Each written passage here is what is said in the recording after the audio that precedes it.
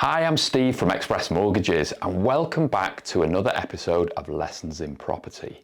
This week I'm joined by Michelle de Almeida and we talk about all sorts, including her large-scale developments. She's on with some rather exciting period conversions as well as ground-up projects. We also discuss the key ingredients for success: ambition, resilience, and the power of networking. And we explore strategies for generating recurring revenue and multiple income streams. And if you're dreaming of a life abroad, Michelle discusses her aim of working part-time in the future from Portugal. This is a must-watch for anyone looking to take their property journey to the next level.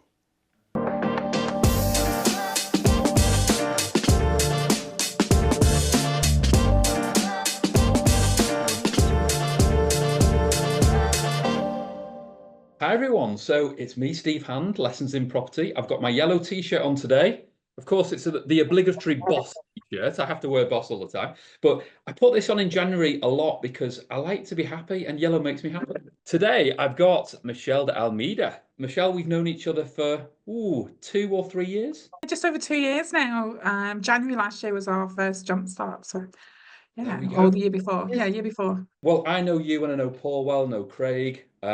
I think there's one other in the team. We've got Sky with us as well, who does our Guy as social well. media.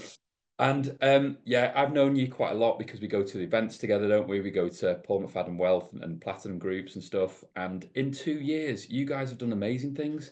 I was just looking to refresh myself, and you're on with 4 projects in Q1, or 4 that are coming to. Hopefully, you'll get over the line in Q1 this year alone. Yeah, And it's been these. a crazy Oh, time. sorry to put in. I've got to tell the listeners, these aren't just like little flips. You're right, they're not little flips. So we have a couple of big renovations that one of which will probably take us about 2 years to do. And then the other one is a large land deal for us, which is 9 new builds. Wow. But we've got partners, so we're not doing that alone. You know, the power and progression is as a result of partnering with really good builders and having good people around us. Yeah, no, absolutely. I mean, it's something that we talk about a lot, isn't it? It's who you've got in your team. You know, we can't be masters of everything. You know, you have to make sure you've got all the bases covered, don't you? Whether it's your builder, construction people, the various engineers that you might need, or finance people. There's quite a few in the bigger projects that you do. You need to collaborate with more people, don't you? Absolutely. And a lot of it's from private investors. We are very fortunate that we've got some great private investors as well that come in alongside the mortgages and the other finance. That means that we're able to take on more deals.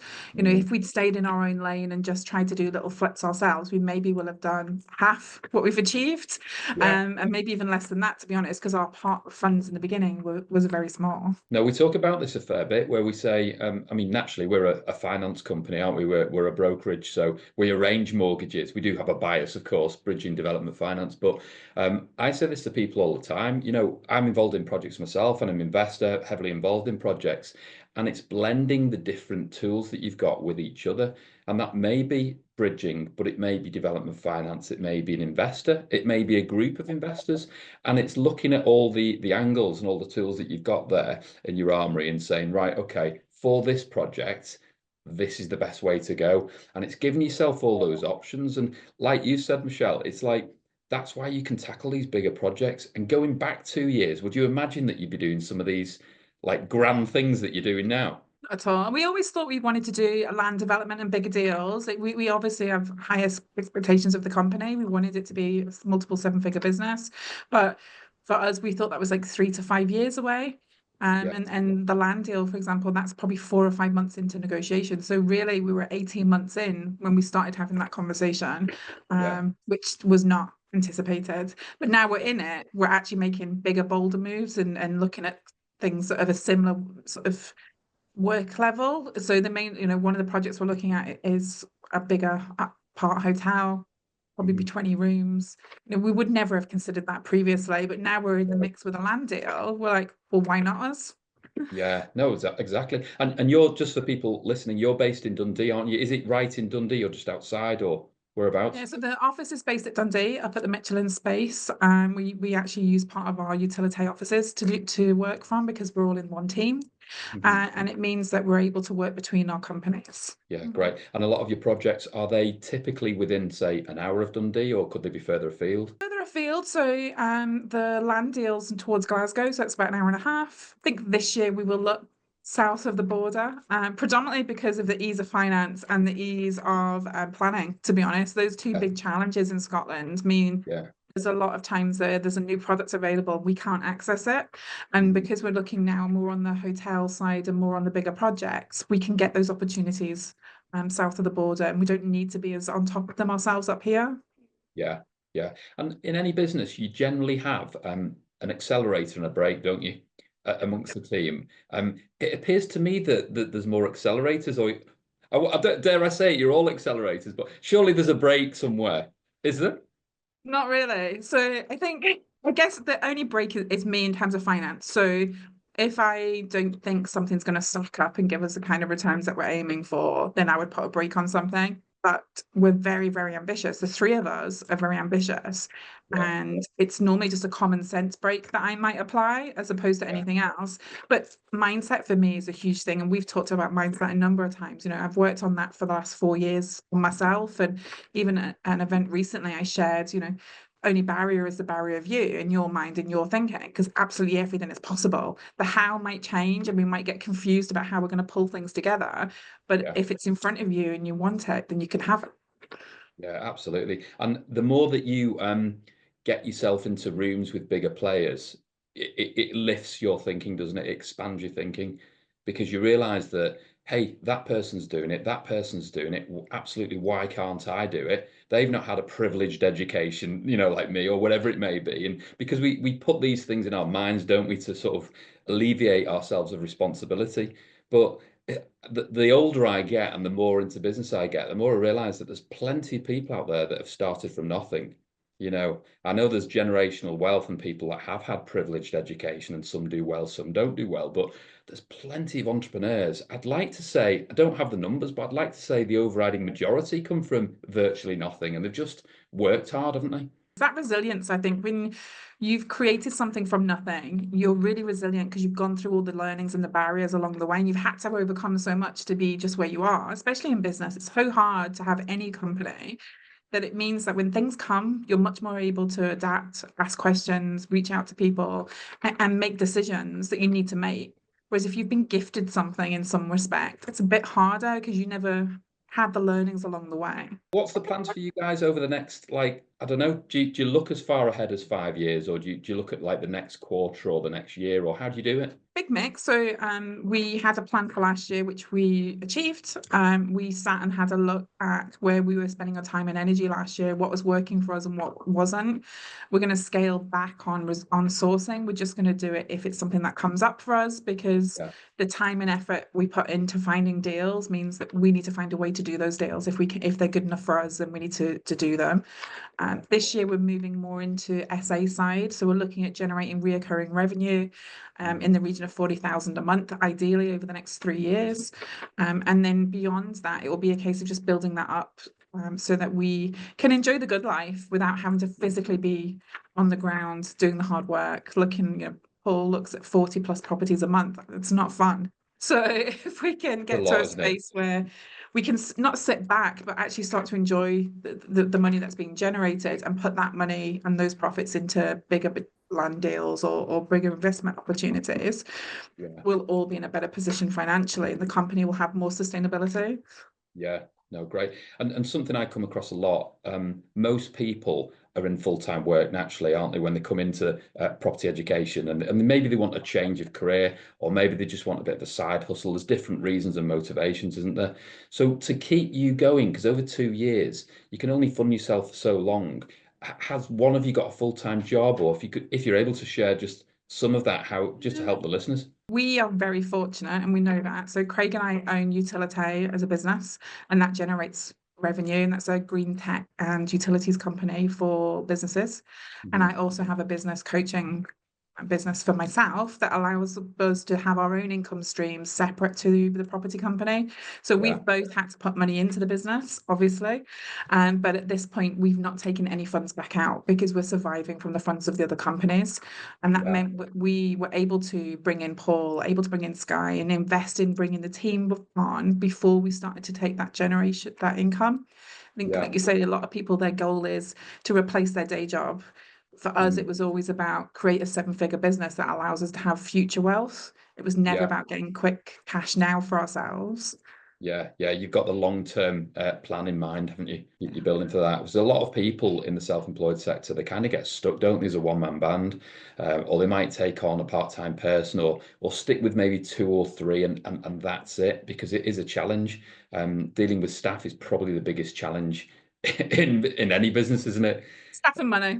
Stuff and money. So it is, and it's that it's forgoing those fruits now, isn't it? That delayed gratification thing, because we're a 24-person business at Express, and people look at that. I used to years ago and think, wow, those guys must be absolutely loaded. They must be paying themselves heaps each month.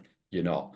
As an entrepreneur and a business person, you're scrapping around a lot of the time, or you're forgoing those dividends because you want that new hire or that new person to head up your team or whatever it may be. So it's quite common. I want to get this message across to people. It's quite common for your staff to be earning more money than you as a business owner. Quite common. And in fact, there's years where you don't take any money out. And this is where you've just got to be creative. You might have additional income streams. You've got to live some way, shape, or form. But it really makes us be creative, doesn't it? And look for other avenues. And it also makes you look at where can you generate additional revenue in your current business or your current job, or sort of, well, depending on your circumstances. So for us, it was like, what additional services and products could we offer in our other companies that will allow us to increase the revenue there, to be able to plow those funds into the property business, in addition to the funds that we put in up front ourselves. And then beyond that, it was building as we could, an investor group. We're now at 5 or 6 investors that have given us varying amounts of funds, and that alongside the funding and the deals that we find. Let's be honest, most of our funding comes off bridging because we negotiate such a low price point compared to the value that it reduces how much cash we need. Yeah, and on that point, actually, we should talk about finance, because it's like a big It's part what you do. Yeah, but the bridging, because a lot of people don't use bridging. A lot of people, it's a question I ask pretty much every time at events. What's the first word that comes into your mind? And most people just shout out expensive or stressful or time pressured and all these things. But by utilizing bridging finance, which is more expensive than mortgages, of course it is. It's like at least double the cost, but it unlocks deals, doesn't it? And it allows you to tap into the open market value. You're getting deals below market value. Normally, a lender is going to lend you a percentage of your purchase price, whereas with bridging, they'll lend against some of them the open market value. So that discount you've negotiated can form a big part of your deposit. Absolutely. The downside to that sometimes is it means the value comes back at what you're paying or near enough what you're paying, because the valuer decides, well, if that's all you're paying, that's all it's worth. And they don't take into consideration the reason you're paying that, which has been a challenge on a couple of deals for us. But predominantly it allows us to reduce the amount of deposit we need to put in. And then on one property that we're about to close on this month, it's meant that we then took additional finance because the refurb is a couple of $100,000. So we have taken additional finance for the refurb. So our cash injection into that property is very low because we've got the discount at the beginning, we've bridged to buy, and then we're using finance for the refurb. Oh, I love that. I love that. Because there's lenders out there that will do what's called a flat bridge. They'll just lend against the purchase price, typically allow you to acquire the asset. And then you might have investors, personal funds, whatever, to, refurb that or build that out. But there's lenders, of course, that will lend against the purchase of it, and they'll lend against the open market value. So your money in is minimal or can be minimal. And then they'll lend for the construction side of it. If there's enough meat on the bones, there's enough profit, you can get away with putting not that much money in. And if you've got a good stream of investors like you guys have, you've built up your reputation, good track record, people are moving towards you, you keep in contact with those people. And if they don't fund that project, they might be right for the next one, and away you go. And now that we're a few years in, it's that flow that we're in. So we're finding that the investors that have invested have basically said you can keep the money, and one investor did 1 year with us and then tied in for 5 years. So it's not project based, Wow. it's just direct into the company because he's loves what we're doing and is Yeah. really happy to do that. Other investors come in per project, but generally when it comes time to pay them, a lot of them will say, well, give me the profit, but you keep the original stake because I don't need it for anything else, and I'm happy for you guys to use it for your next thing. And Right. that helps us speed up what we're doing. Yeah, and that's it. As an investor myself, if you've got a pot of money that you're prepared to invest with, that's your playing money, you're not going to leave it in the bank. You've got your rainy day fund anyway. Why are you going to leave money in a bank earning 1%, 2%, 3% interest Yeah. when you've got a trusted partner that can earn you a lot more interest? And it, yeah, I mean, some people in this game are working on the basis of a fixed return. They might be prepared to pay somebody whatever percentage they agree with their investor. Others do like a JV type arrangement, don't they, where it's a split or a share of profits. So there's different ways to do it. And predominantly we're working with more experienced people here because just by virtue of the fact that, it's not regulated, but it requires somebody to have a certain risk appetite, doesn't it? Yeah, I think there's a risk piece in there. I actually had a conversation with someone this morning on the investment side, and he's getting less than 5% at the bank, and we've offered a substantial uplift in that in terms of what we would offer.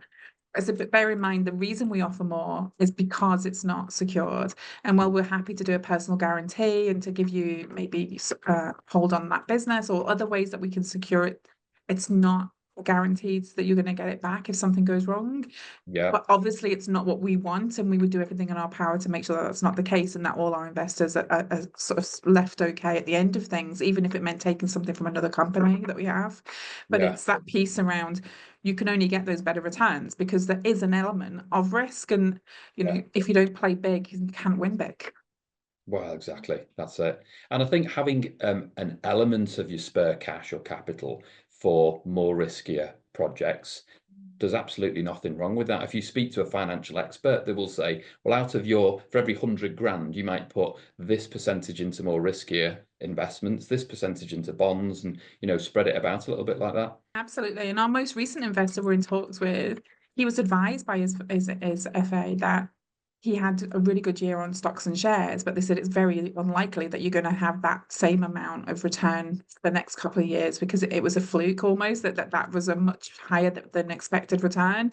Right. And they actually advised them to go and invest in other fields, potentially in property. And because they Oh, know wow. us, they came and had a conversation. And it was just their FA saying, you need to diversify what you've got going on with your funds. And I think this is a good way of you doing it. So it's not just us saying it, that there are, financial advisors whose role it is to say, and then they're starting to say to people, there are other ways out with the standard That that can sounds like give a you flex. professional person to me because historically, anyway, a lot of FAs, financial advisors, for those that don't know FAs, financial advisors would have said they're predominantly focused on equities, aren't they? You'd put your money into shares and maybe have a different class of shares or a different, equity type, but they wouldn't normally suggest putting it into projects or property. So that's good advice. I agree. But that particular person has known us for a few years in business.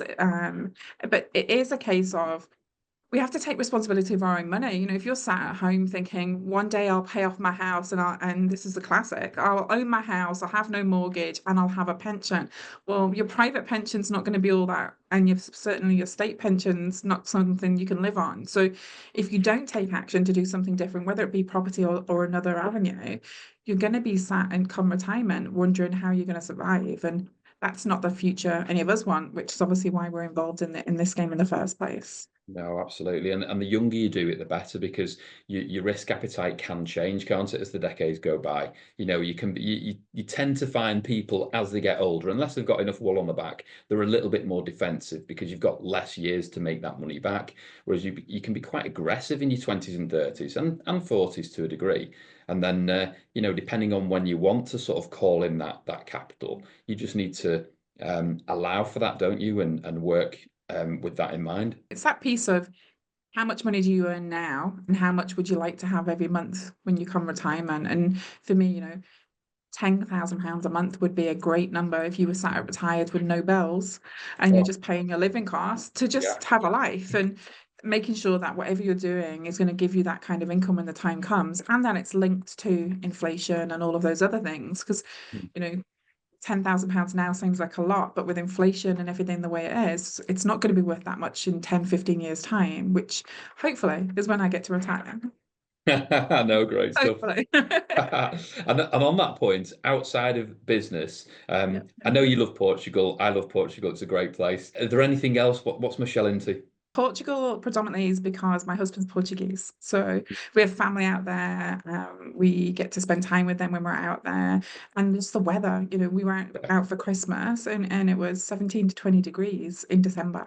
So Awesome. that is the dream, is that at some point the businesses are at a place where I can work part-time over there, part-time here, and then eventually full-time there, no more work.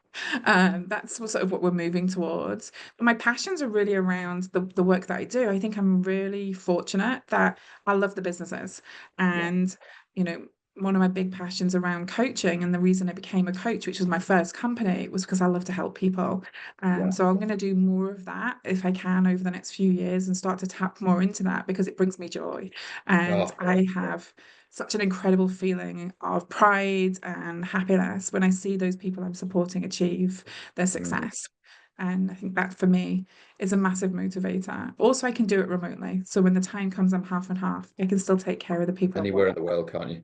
Yeah, no, it's absolutely, it's such a key point that with coaching, you don't go into coaching for the money. You go into the coaching because it's a calling, isn't it? You love it. You want to help people. You get a lot of fulfillment from their results, not your own results, from their results. And it's like you're just as motivated, them getting results as you are. More so even to some extent. Like for me, it's like I know the businesses will be successful and I'm really confident that will happen. It's like my internal belief system for myself is that will be that way. So when you have the challenges, you can overcome them. But when you get great results, you're almost like, well, that's what I expected.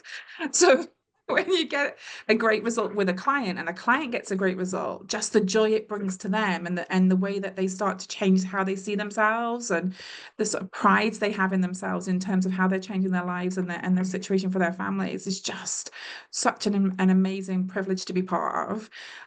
So yeah, that's a happy space for me. Yeah. Oh no, awesome. That's great. Is there anything else while you're on that you want to chat through? Have we covered everything? You know, the big thing for me really is for people involved in property or wanting to get started is to be in the right networks and to connect and communicate and to ask for help. You know, you mentioned Paul McFadden's group earlier. We've had so much support and help from the team there, whether it be Paul's team directly or just the community. If you know, being in property can be super lonely, like any business, and you can feel like you're competing. But actually, when you start to collaborate and realize there's enough for everybody, you can achieve so much more. Oh, massively. Having that community, isn't it? If you've got an abundant mindset and you've got the right community around you, you know, it's a much happier place to be, isn't it? 100%. Oh, brilliant. Thanks, Michelle. Thanks so much for coming on. Thank you for having me. It's been great. And I got the yellow memo, so I'm in yellow too. There we go. Yeah, just a different shade, isn't it? And that wraps up episode 38 of Lessons in Property. So I hope you've taken some valuable insights there to take forward in your property journey. And if you're liking these episodes, don't forget to like and subscribe. If you're ready to make bold moves in the property world, reach out to Express Mortgages. Until next time, take care and keep striving for success.